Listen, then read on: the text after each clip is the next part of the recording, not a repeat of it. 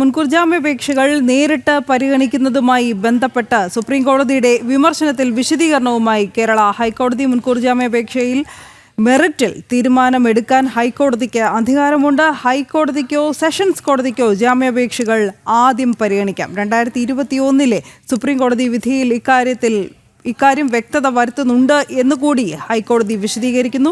ഒരു മുൻകൂർ ജാമ്യാപേക്ഷയിലെ വിധിയിലൂടെ justice Bechu Kurian Thomas അധ്യക്ഷനായ സിംഗിൾ ബെഞ്ചാണ് ഇക്കാര്യം വിശദീകരിച്ചത്. ക്രിമിനൽ കേസിൽ നേരിട്ട് മുൻകൂർ ജാമ്യം നൽകിയത് ചൂണ്ടിക്കാട്ടിയാണ് കഴിഞ്ഞ ദിവസം സുപ്രീം കോടതി കേരള ഹൈക്കോടതിയുടെ നടപടിയെ വിമർശിച്ചത്. ആദ്യം സെഷൻസ് കോടതിയെ സമീപിക്കാൻ നിർബന്ധിക്കുന്നത് അവകാശ നിഷേധമാണെന്നും കേരള ഹൈക്കോടതി ചൂണ്ടിക്കാട്ടി.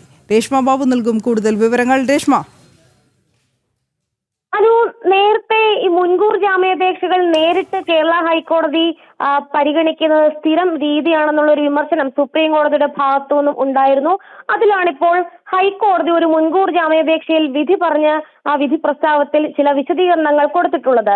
ഈ സെഷൻസ് കോടതിയെ സമീപിക്കാതെ നേരിട്ട് തന്നെ ഹൈക്കോടതിയെ സമീപിക്കാനാകുമെന്നാണ് ജസ്റ്റിസ് ബെച്ചുകുര്യൻ തോമസിന്റെ വിധി പ്രസ്താവത്തിൽ വ്യക്തമാക്കിയിരിക്കുന്നത്. ഈ തൊഴിലിടത്തിലെ പീഡന കേസിൽ വ്യവസായിയായ വേണുഗോപാലകൃഷ്ണന് മുൻകൂർ ജാമ്യം നൽകിക്കൊണ്ടുള്ള ഉത്തരവിലാണ് ഈ ഒരു പരാമർശം വന്നിരിക്കുന്നത്. ഈ മുൻകൂർ ജാമ്യാപേക്ഷ ഹൈക്കോടതിക്കോ അല്ലെങ്കിൽ സെഷൻസ് കോടതിക്കോ ആദ്യം പരിഗണിക്കാൻ സാധിക്കും. മുൻകൂർ ജാമ്യാപേക്ഷകളിൽ മെറിറ്റിൽ തീരുമാനമെടുക്കാൻ ഹൈക്കോടതിക്ക് അധികാരമുണ്ട്. അത് മാത്രമല്ല 2021 സുപ്രീം കോടതിയുടെ വിധിയിൽ ഇക്കാര്യത്തിൽ വ്യക്തമായിട്ടുള്ള വിശദീകരണം പറയുകയും ചെയ്തിട്ടുണ്ട്. ഹിമാചൽ പ്രദേശ്, കർണാടക ഉൾപ്പെടെയുള്ള ഹൈക്കോടതികളിലും ഇക്കാര്യത്തിൽ അവരുടെ ഉത്തരവുകളിലും വ്യക്തത വരുത്തിയിട്ടുണ്ട്.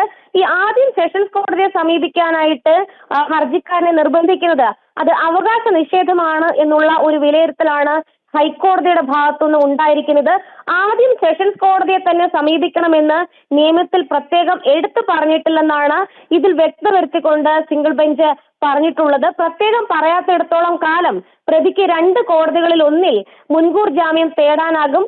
ആ ഹർജികൾ പരിഗണിച്ചുകൊണ്ട് ഹൈക്കോടതിക്കോ സെഷൻസ് കോടതിക്കോ തീരുമാനമെടുക്കാനും സാധിക്കുമെന്നാണ് ജസ്റ്റിസ് ബെച്ചുകുര്യൻ തോമസ് ബെഞ്ചിന്റെ ഒരു വിശദീകരണം. എന്തായാലും സുപ്രീം കോടതി വലിയ രീതിയിലുള്ള ഒരു വിമർശനമായിരുന്നു കഴിഞ്ഞ ആഴ്ച കേരള ഹൈക്കോടതിക്കെതിരെ ഉന്നയിച്ചത്. അതായത് ഈ സെഷൻസ് കോടതിയെ സമീപിക്കാനായിട്ട് എത്തുന്ന മുൻകൂർ ജാമ്യാപേക്ഷ എന്തിനാണ് കേരള ഹൈക്കോടതി പരിഗണിക്കുന്നത്, അതിൽ തീരുമാനം എടുക്കുന്നത് എന്നുള്ള ഒരു ചോദ്യമായിരുന്നു. അതുമായി ബന്ധപ്പെട്ട് കേരള ഹൈക്കോടതിയുടെ രജിസ്ട്രാർ ജനറലിനോട് വിശദീകരണം അടക്കം സുപ്രീം കോടതി തേടിയതാണ്. ഒപ്പം തന്നെ ഈ വിഷയത്തെക്കുറിച്ച് ആധികാരികമായിട്ട് നിയമപരമായിട്ട് സഹായിക്കുന്നതിന് വേണ്ടി ഒരു അമിക്കസ് ക്യൂറിയെ നിയോഗിക്കുകയും ചെയ്തിരുന്നു. അതിനിടയിൽ തന്നെയാണ് ഒരു മുൻകൂർ ജാമ്യാപേക്ഷയിൽ വിധി പ്രസ്താവത്തിൽ ഇത്തരം ഒരു വിശദീകരണം, സുപ്രീം കോടതിയുടെ വിമർശനത്തിന് ഒരു വിശദീകരണം ഹൈക്കോടതിയുടെ സിംഗിൾ ബെഞ്ച് നൽകുന്നത്. എന്തായാലും സുപ്രീം കോടതി വിമർശിച്ച ഒരു സാഹചര്യത്തിൽ അതിൽ ഒരു ഖണ്ഡിച്ചുകൊണ്ടുള്ള ഒരു വിശദീകരണം ഹൈക്കോടതി നൽകിയിരിക്കുന്നു. എന്തായാലും ഹൈക്കോടതിക്ക് മുൻകൂർ ജാമ്യാപേക്ഷ ആദ്യം പരിഗണിക്കാൻ സാധിക്കുമെന്നുള്ള കാര്യത്തിൽ ഉറച്ചു നിൽക്കുകയാണ് സിംഗിൾ ബെഞ്ച്. എന്തായാലും സുപ്രീം കോടതിയിൽ ഈ ഒരു വിഷയം നിലനിൽക്കുന്ന ഒരു സാഹചര്യത്തിൽ തന്നെയാണ് ഹൈക്കോടതിയുടെ ഈ പരാമർശം. അതുകൊണ്ട് തന്നെ അത് ഏറെ പ്രസക്തി അർഹിക്കുന്നുണ്ട്. ശരി രേഷ്മ.